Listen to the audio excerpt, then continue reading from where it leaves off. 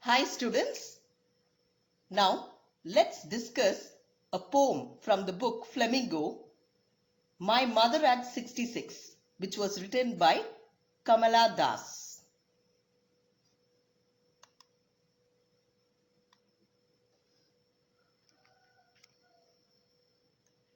Kamala Das was born on 31st March 1934 at Malabar, Kerala.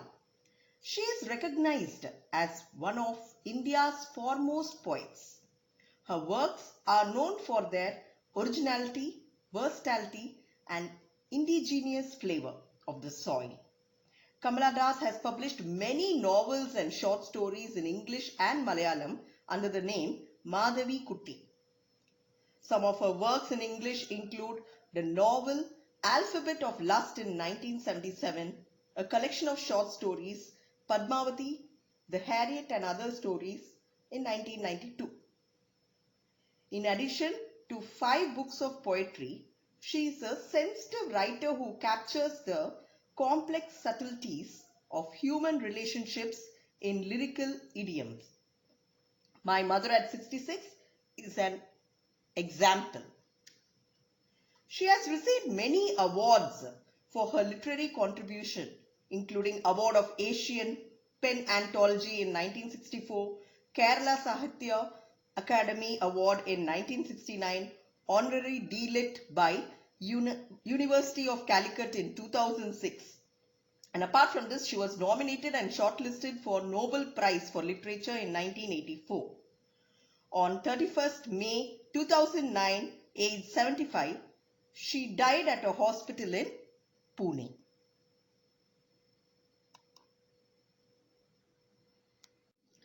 Now, before we start this poem, let me tell you something about it. When we hear the topic, Mother at 66, it sounds emotional, right? Usually when we hear the word mother, we all tend to become emotional. In this poem, Kamala Das has portrayed it very well. Aging is actually an important phase of human life. We all know a person enters his childhood experiences, youth, when he is full of energy and dreams to have luxury of life. And finally what happens? He approaches his old age and encounters death.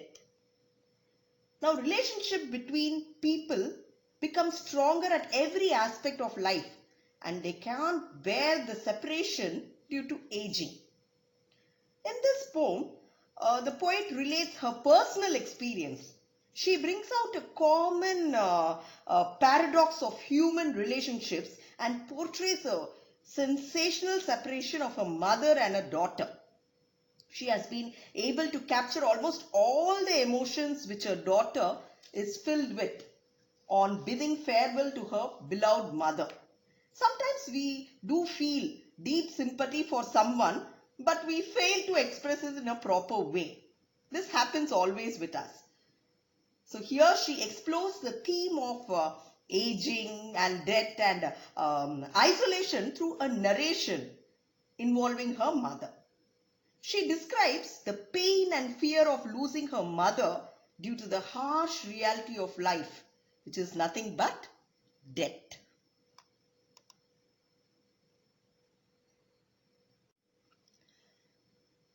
Now I think you have an idea of this poem. Now let's start with the poem. My Mother at 66. Driving from my parents' home to Cochin last Friday morning, I saw my mother beside me. So one word which we might not know the meaning. Beside is alongside, but of course everyone know the meaning. Let me start with the explanation. The poetess Kamala Das explains that once she visited her parents' house in Cochin and now it's time for her to go back to her place. So it was a Friday when she was driving back to the airport and her mother was sitting beside her in the car and the poet was looking at her mother. Okay, she was just looking at her mother.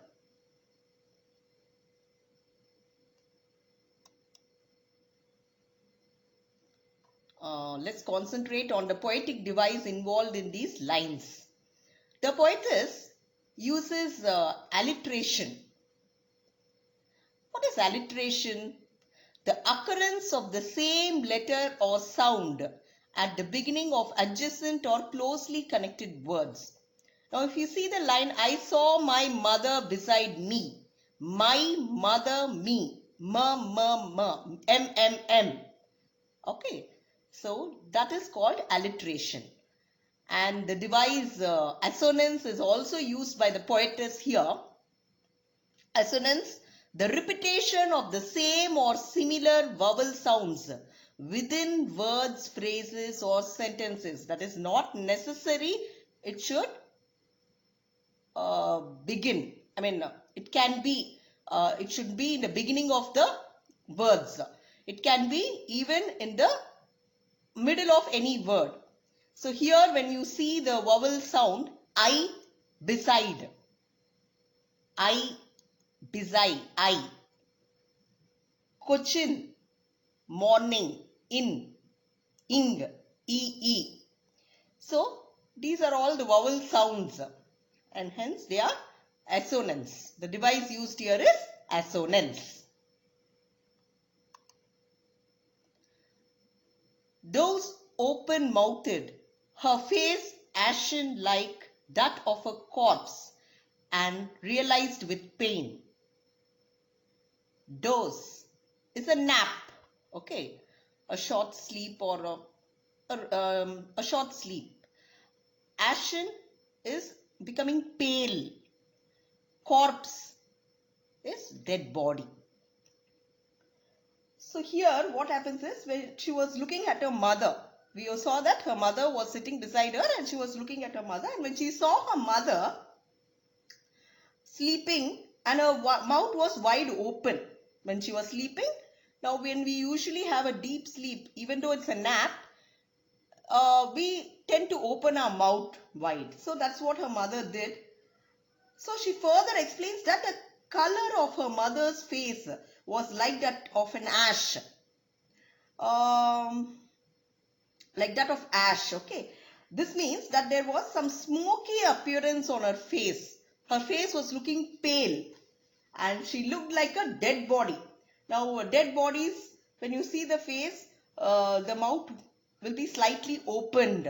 So that was the appearance was given by her mother when she was sleeping, because Kamala Das was already scared as she is old age and she is going to some other place. To which place is not mentioned here, to some place, and she is scared whether she will be able to see her mother again when she comes back.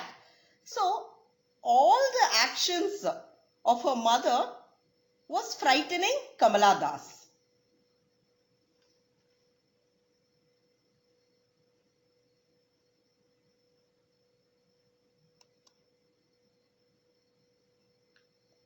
The poetic device involved in these lines, the poetess uses assonance again here.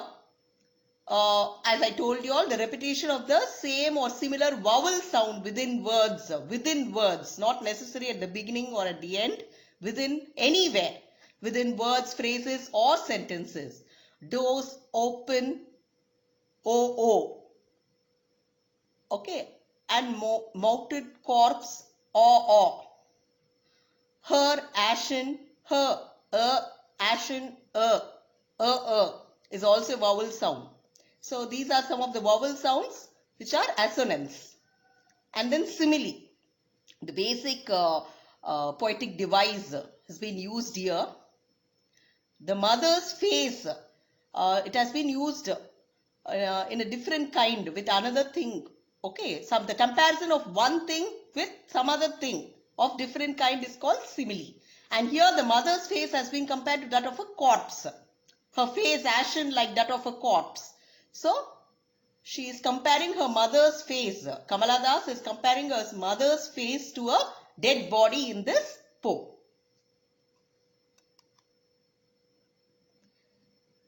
that she was as old as she looked, but soon put that thought away and looked out at young trees sprinting, the merry children spilling out of their homes. Spilling is to let out, and sprinting is moving very fast. So, here what happens is, the poetess realizes that her mother had grown old and she felt the pain for her. So it was very much painful to see her mother growing old, and she has already grown old and growing older day by day. But soon she tried to get rid of this. Now, usually when we are all scared of something and want to come out of it, what do? Is we immediately divert our mind and get engaged in some other work. So similarly, this Kamala Das also, what she was very tired of this, looking at her mother and she seeing her growing older and was scared of her death. So she wants to come out of this fear. So what did she do? She immediately thought of diverting her thoughts towards the trees outside. She turned her face to the other side. She was looking out through the window of the car and she was seeing the trees outside. The young trees, although they are stationary, trees don't move, but seem to be running very fast as though they were sprinting. Because as she is moving in the car, she felt as if the trees were moving.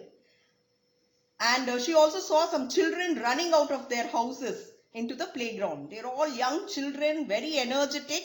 And she was happy to see young people, which tried to divert her mind. And all these things are full of life and energy. Because they are all young, which is contrary to her mother who sat next to her. So this is all by seeing things which are positive, she was feeling a bit relaxed. It gave her a sigh of relief.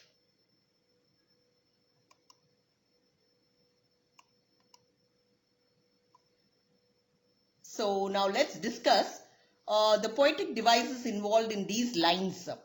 Now the poetess uses consonants, as we have heard assonance. Consonance is the repetition of consonant sound that occurs not only at the end of the verse but may also be found within a word or at the beginning, anywhere. But it should be a consonant sound. Here S and T and R. You can see was, soon, s, and then put, out, tut, dat, thought, and then trees, sprinting, ting, t, and merry, there, r, and then sprinting, spilling, g, and sprinting, t, and you can see T, t here, R, the sound of R, the sound of G, the sound of yes, and the sound of T, which are all consonant sounds. And homes, sprinting, homes. So these are some of the consonant sounds which are known as, these are some of the consonant sounds which are known as consonants. And assonance, as we have seen in the previous lines, assonance is again the vowel sound which can occur at any place, not only at the end or beginning or any place it can occur. So here, that she was as old as, looked, soon, ooh, and then taught, out, awe, away and at, sprinting, children, spilling, e sound, and then you have merry, there, a sound. So which are all vowel sounds again. So assonance, she has also made use of assonance in these lines. Repetition. What do you mean by repetition? The word repeating in the sentence. Okay, in the line. Repeated, you can see the repeated use of looked there. Not only in the successive lines also. Looked. That she was as old as she looked, but soon put that thought away and looked out. So this looked is continuously repeated. So it's called repetition. And personification. Now, before I go to personification, we might be confused between repetition and refrain. Refrain is a sentence being repeated and repetition is words being repeated. And again, anaphora. You might say, what is the difference between anaphora and repetition? Anaphora is also repetition of word, but at the beginning of successive lines. Okay, so there's minute difference between anaphora, repetition and refrain. Usually students get confused with these poetic devices. That's what I want to throw light on that. Personification is to bestow the human qualities on something which is not human. To bring in human qualities on something which is not human. So here personification. What is personification? Trees printing. We all know trees will not move here, but it's given. Now movement is a quality of a human. So it's given to something which is stable, stationary. That is trees. So it's personified. Trees are personified. And then imagery. This is used by the poetess here. This device is used, which means it engages the human sense. Like what are the five human sense? Sight, hearing, taste, smell and touch. So visual imagery. So it's something which involves all these five senses is imagery. And here the poet uses sprinting trees, merry children, mother's old age. So when she says these three words, the two things, that is the sprinting trees and merry children are actually happy and young. And what do? They present a contrast to the mother's pain and old age. That is, we know that the poet is worried and she is fearful about her mother. And whereas these, which she sees outside, symbolizes youth, vigor and spring, whereas the mother is old and frail. So this contrast, visualizing this contrast, something what she sees inside and what she sees outside, and the face of the poet itself, all these could be visualized very well. So it's imagery. That's called the device imagery, because there is full of contrast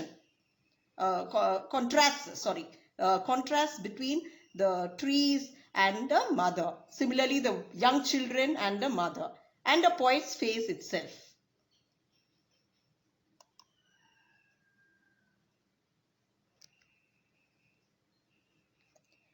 But after the airport security check, standing a few yards away, I looked again at her, worn, pale. What do you mean by worn? Worn is actually weak. Nothing but weak and little dull, dim. And I mean dim. Dim in the sense she's weak. And pale is colorless, very dull. That's called pale here. So what the poetess continues is, when she reached the airport, she finished with all the security check, the process which takes place in the airport. So after finishing the security check and all, she stood a few yards away from her mother and she was looking at her. And she noticed once again her mother's aging face, which looked so dull, weak and pale. So now she's scared whether she is going to see her mother back again, because it will take few days, few months or few years for her to come back again. So, and already her mother is has become old. So whether she'll be able to see her mother. So all this was running in her mind. And when she looked at her mother's face, it was looking so dull, weak and pale.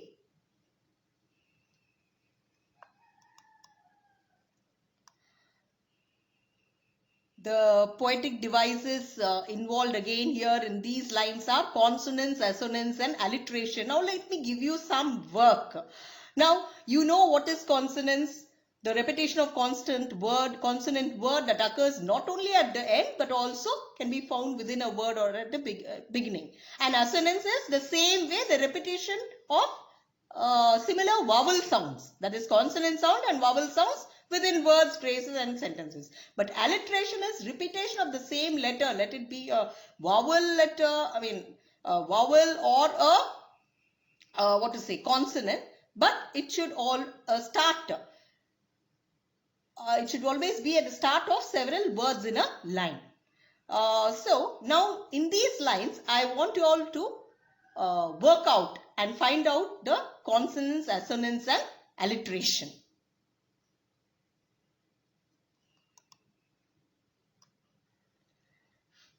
As a late winter's moon and felt that old familiar ache, my childhood's fear, but all I said was, see you soon, Amma. All I did was smile and smile and smile.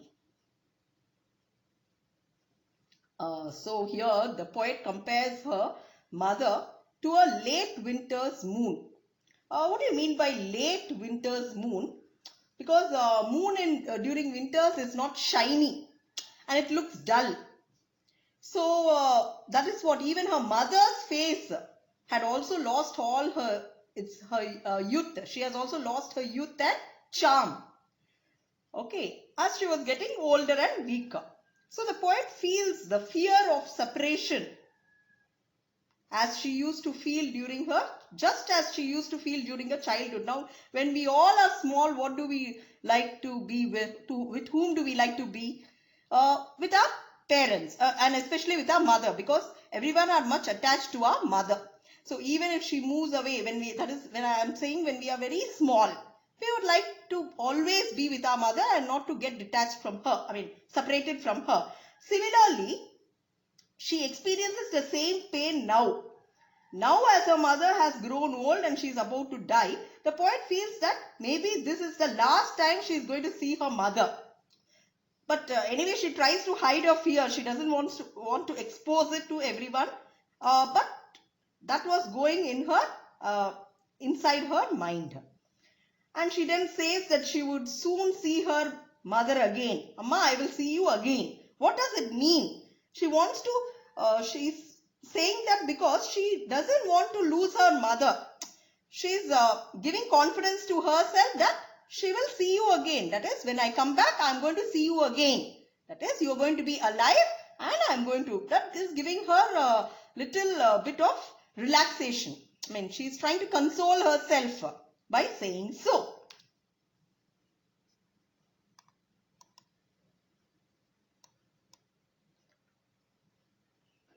The poetic devices involved in this, the poetess uses simile. What do you mean by simile? As I told you, the comparison of one thing with another thing of different kind. Now, previously we saw that her mother's face was compared to a dead body, corpse. And and the color of her mother was like an ash. What do you mean by ash? It's some smoky appearance. That is what happens to the dead body. When you burn, it turns into ash. So that color of the face gave the appearance of ash. And here she compares it to the winter's moon, which means the winter's moon is pale. It's not very shiny. Similarly, the mother's face also is very pale and dull. And repetition, I told you all, the repetition of words between, in any of the lines. Okay, this is called repetition, and you can again see the word smile being repeated again and again. Previously, we saw looked being repeated and now smile. And apostrophe. This is a device used by the poetess. That is when the poetess addresses an absent audience, abstract idea or a thing. What do you mean by absent audience? They are physically present, but they are not, active. They are passive. So she speaks directly to her mother, addressing her Amma. Isn't it not? So even though she is calling Amma, we never see the mother replying to the poet. That is called apostrophe here. So the poetess has used this device very well. And there's no rhyme scheme in this poem. This is it's a free verse.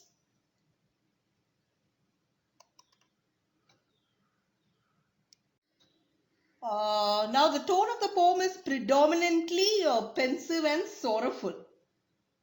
That is, the poet notices that her mother looks as very old, because she was surprised to see her, because as she sees us only during holidays and not on a daily basis. Usually when we see a person after a long time, we find the difference. So similarly, the same was found on her mother's face by the poetess. And it does not surprise her, because she's always been aware of the certainty of her mother's death. And what she does is, she simply chooses to think about something different than thinking about losing a mother. Yet that fear has always plagued her, and it plagues us still. This saddens her, and one can always see her silent tears, even though she forces herself to smile. But her hidden tears are always visible.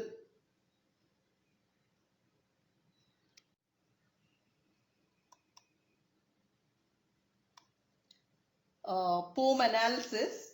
When we analyze this poem, Kamala Das' thought process, that is her mother's aging towards death and then her general acceptance of the same, is portrayed very well.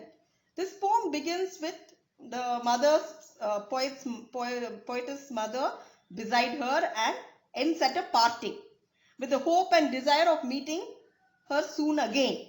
And in the middle there are some contrasting references to both vitality. Vitality is young trees and children, and impending death. This corpse, worn and pale, late winter moon. And these shed light on the conflicts which we go through while coming to terms with the fact that all springs eventually turn into winter. Like how youth steadily progresses towards old age. Once when we become when we are young, definitely there will be a time when we become old. So as spring eventually turns into winter, even youth turns into old age. This poem is actually a thought-provoking reflection on the child-mother love and relationship, and then fear of losing the loved ones, and the acceptance of harsh realities, which is nothing but death. Now, when you analyze, does it make you think of the times we have all been scared of losing something? Sometimes a parent or a friend or a lover. We all would have gone through this, don't you think? Yes. Not just to death, but simply to some circumstances. Maybe the fear of losing a friend, some circumstance. So just like the poet, don't we all have the tendency to escape hurtful emotions? But however, do we all succeed in processing and accepting these emotions as the poet has towards the end? Initially she was scared, but then she diverts her mind by looking something. So maybe that can only happen in poetry, but it is very much harder in real life. To experience it in real life, I do agree, it's very much hard. The poetess has come out of it very easily, but in real life, definitely to accept harsh realities is quite difficult.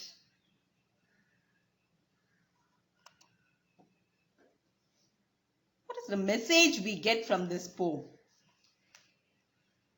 We all know aging is a natural process and death is a natural process, and it will affect each one of us definitely, because we've been with relationships, bonding bond of relationships have become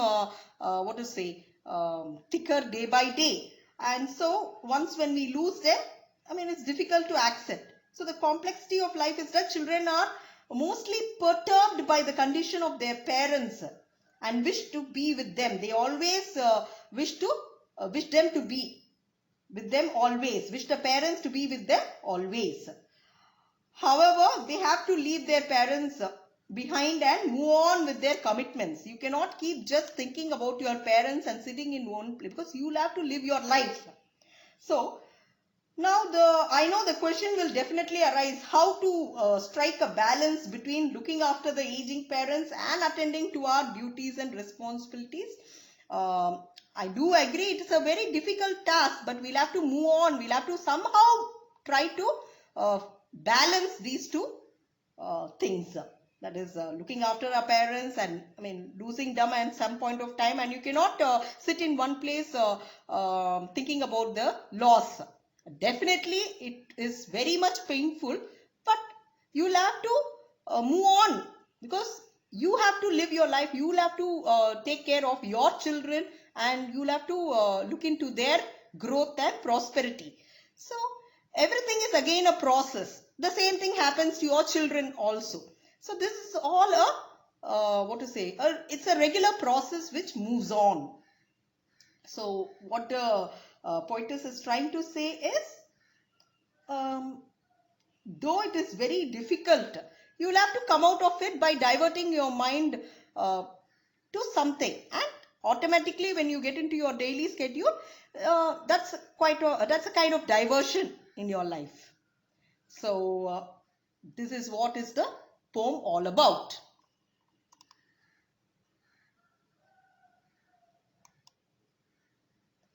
So hope you all understood this poem, students.